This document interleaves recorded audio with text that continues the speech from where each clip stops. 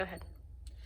Good morning, everyone. This is Sandy coming to you from the Iowa Gymnast. I hope that you're all having a wonderful day, that you're reading some good books at home, that you're doing your homework, and that you're doing exactly what your mom and dad are asking you to do.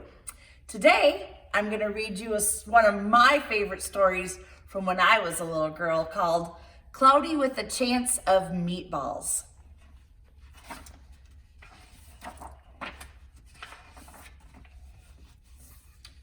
We were all sitting around the big kitchen table. It was Saturday morning, pancake morning. Mom was squeezing oranges for juice. Henry and I were betting on how many pancakes we could eat. And Grandpa, he was doing the flipping. Seconds later, something threw through the air, headed towards the kitchen ceiling, and landed right on Henry. Ha!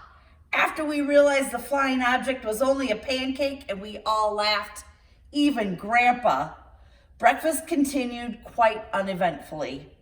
All the other pancakes landed in the pan and all of them were eaten, even the one that landed on Henry. That night, touched off by the pancake incident at breakfast, Grandpa told us the best tall tale bedtime story he'd ever told. Across an ocean, over lots of huge bumpy mountains, across 3 hot deserts and 1 smaller ocean, there lay a tiny town of Chew and Swallow. Oh, that's an interesting name. In most ways, it was very much like any other tiny town. It had a main street lined with trees and gardens and a schoolhouse, about 300 people, and some cats and dogs. But there were no food stores in the town of Chew and Swallow. They didn't need any. The sky supplied all the food they could possibly want. The only thing that was really different about Chew and Swallow was its weather. It came 3 times a day, at breakfast, lunch, and dinner. Everything they ate came from the sky. Whatever the weather served, that is what they ate. But it never rained rain, and it never snowed snow, and it never blew just wind. It rained things like soup and juice. It snowed mashed potatoes and green peas, and sometimes the wind blew in storms of hamburgers. That would be crazy, but yummy. The people could watch the weather report on television in the morning, and they would even hear a prediction for the next day's food. When the townspeople went outside, they carried their plates, their cups, their glasses, forks, spoons, knives, and napkins with them. That way they would always be prepared for any kind of weather. If there were leftovers, there usually were, the people took them home and put them in the refrigerator in case they got hungry between meals. I call that a snack. The menu varied. By the time they woke up in the morning, breakfast was coming down. After a brief shower of orange juice, low clouds of sunny side up eggs moved in, followed by pieces of toast, butter and jelly sprinkled down for their toast, and most of the time it rained milk afterwards. For lunch one day, frankfurters, always in their roll, we know those as hot dogs, blew in from the northwest at about 5 miles an hour. There were mustard clouds nearby. Then the wind shifted to the east and brought in baked beans. What a mess that would be. A drizzle of soda finished off the meal. Dinner one night consisted of lamb chops, becoming heavy at times with occasional ketchup. Period of peas and baked potatoes were followed by gradual clearing with a wonderful Jell-O setting in the west. Look at that big sunset of Jell-O. What's your favorite kind of Jell-O? Mine's orange. The sanitation department of Chew and Swallow had a rather unusual job for the sanitation department. It had to remove the food that fell on the houses and the sidewalks and the lawns. The workers cleared things up after every meal and fed all the cats and dogs. Then they emptied some of it into the surrounding oceans for the fish and the turtles and the whales to eat. The rest of the food was put back into the earth so that the soil would be richer for the people's flower gardens. Whew. Life for the townspeople was delicious until the weather took a turn for the worse. Uh-oh. There's the newspaper, the Chew and Swallow Digest. It says, spaghetti ties up the town. We all know how messy spaghetti noodles can be. One day, there was nothing but gorgonzola cheese all day long.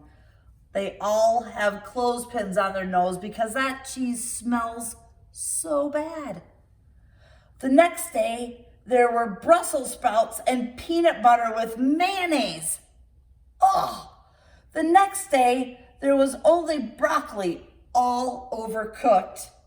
Another day, there was pea soup fog. No one could see where they were going, and they could barely find the rest of the meal that got stuck in the fog.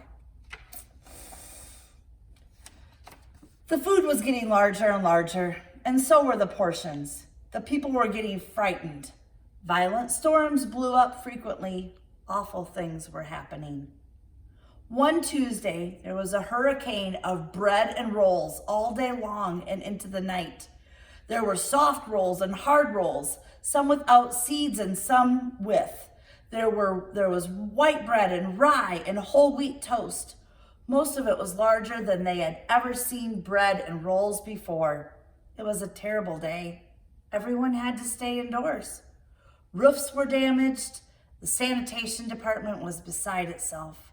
The mess took the workers 4 days to clean up, and the sea was full of floating rolls. To help out, the people piled up as much bread as they could in their backyards. The birds picked at it a bit, but if they stayed there, they just got staler and staler. Oh, there was a storm of pancakes one morning and a downpour of maple syrup that nearly flooded the town. A huge pancake covered the school. No one could get it off because it weighed so much, so they had to close the school. Lunch one day brought 15-inch drifts of cream cheese and jelly sandwiches. Everyone ate themselves sick, and the day ended with a stomachache. There was an awful salt and pepper wind accompanied by an even worse tomato tornado. People were sneezing themselves silly and running to avoid the tomatoes. The town was a mess. There were seeds and pulp everywhere. Look at that tomato tornado. People flying around in it. This is sounding kind of familiar. The sanitation department gave up. The job was too big. Everyone feared for their lives. They couldn't go outside most of the time. Many houses had been badly damaged by giant meatballs. Stores were boarded up, and there were no more school for the children. So a decision was made to abandon the town of Chew and Swallow. It was a matter of survival. The people glued together the giant pieces of stale bread sandwich style with peanut butter, took the absolute necessities with them, and set sail on their rafts for a new land.